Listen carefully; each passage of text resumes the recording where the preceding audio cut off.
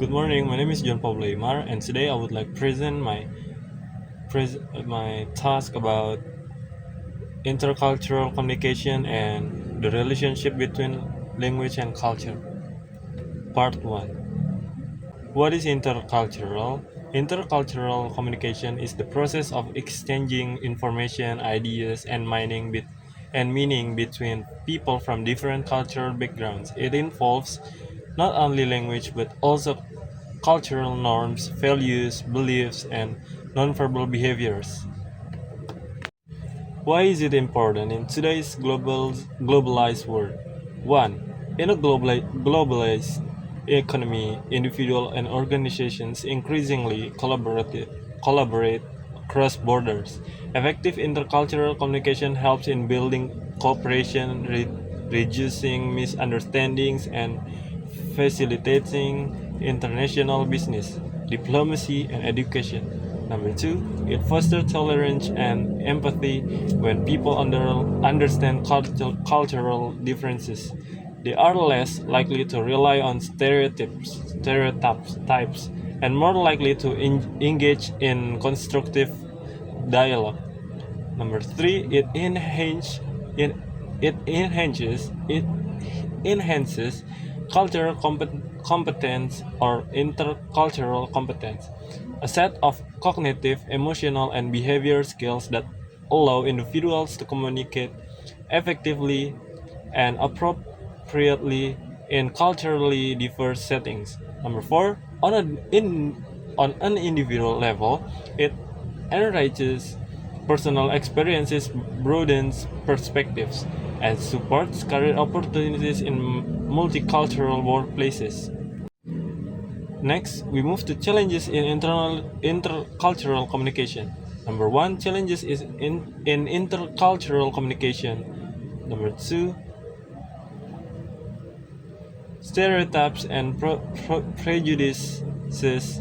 Number 3, different communication styles. Number 4, value and norm differences. Number 5, pragmatic failure or cultural politeness norms. Real life example, a case of failed intercultural communication. From research is electronic written miscommunication in Chinese business.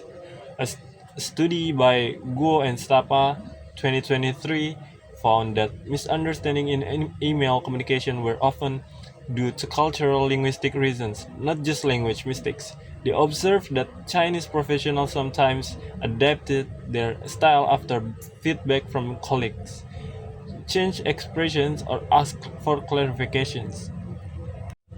Number 2, the relationship between language and cultural. How language reflects and shapes culture. Number 1, language as a mirror of culture. Language encodes cultural norms, values, and worldview. For example, different cultures may have words for concepts that don't exist or are expressed differently other languages. Number 2, language shapes how we think. The Sapir-Whorf hypothesis or language relativity suggests that language influences cognition. The language we speak can shape how we perceive and categorize reality. Number 3, language and identity. Language is a marker of identity. Regional dialects, slang, formality, and code switching all reflect social identities, or age, class, and ethnicity. Examples: how different cultures express values, politeness, identity through language.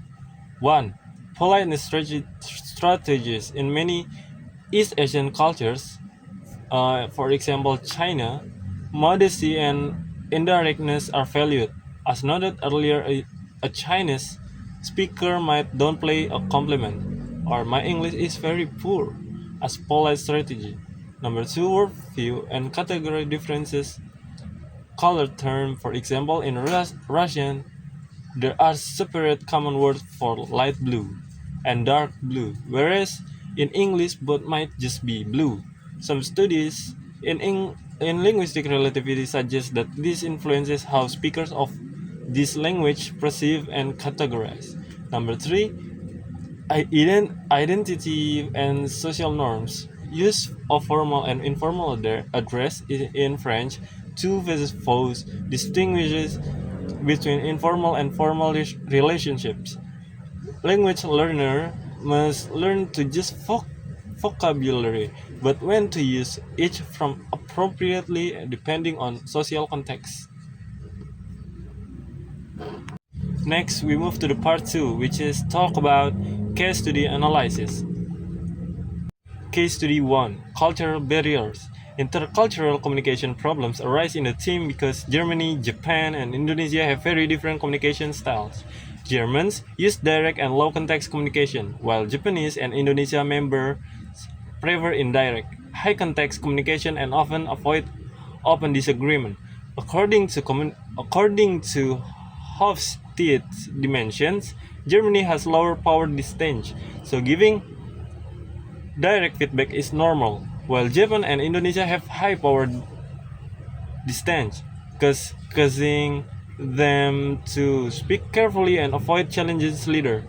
Data from Hofstede also shows Japan has a very high uncertainty avoidance, which explains why Japanese members stay silent until they reach internal consensus.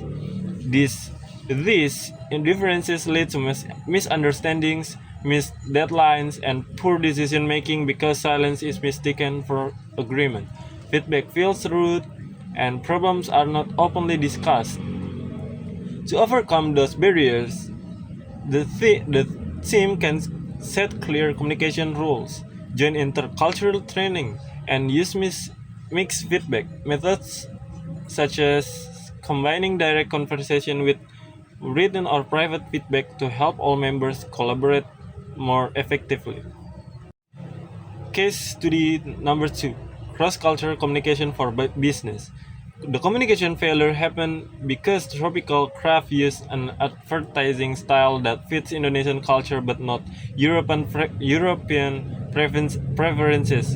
Indonesian as often highlight collectivism, family warmth, and emotional storytelling, which appeal to a high-context, group-oriented audience. However, many European markets such as Germany, the Netherlands, and the UK prefer low-context communication with more direct, factual, and product-focused messages. Research in international marketing shows that Asian advertisements use emotional and family themes more often, while European ads emphasize product quality, practically, and individual benefits. Because of these cultural differences, European viewers felt the Indonesian ads were too sentimental and lacked clear information. These differences reflect collectivism versus individualism and high context versus low context communication styles.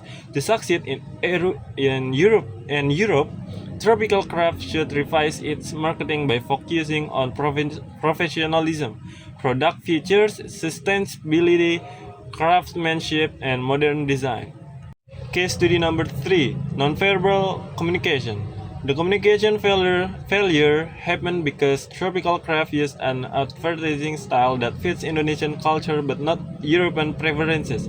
Indonesian ads often highlight collectivism, family warmth, and emotional storytelling. Case study number 3, nonverbal communication. The misunderstanding in this case happened because the American and Arab negotiator interpreted nonverbal behavior differently. In US culture, taking a watch and keeping a larger personal distance are normal and not considered offensive. But in many Arab cultures, time is viewed more flexibly, and close personal distance shows engagement and respect. Research on cultural norms shows that Americans followed monochronic view of time, valuing punctuality and schedules, while Arab cultures tend to be polychronic, focusing more on relationship building than strict timing. Studies on proxemics and also show that Middle Eastern cultures prefer closer personal space during conversation, while Americans maintain wider distance. Because of these differences, the Arab client interpreted the watch checking as impatience and the physical distance as lack of warmth, damaging trust and leading negotiation failure. To prevent this in future meetings, negotiator should learn cultural expectations, avoid gestures that may seem disrespectful, maintain appropriate personal distance, and use open body language. Building rapport before discussing business, showing patience, and being mindful of nonverbal can help create a more positive and successful cross-cultural interactions. And this is for the reference.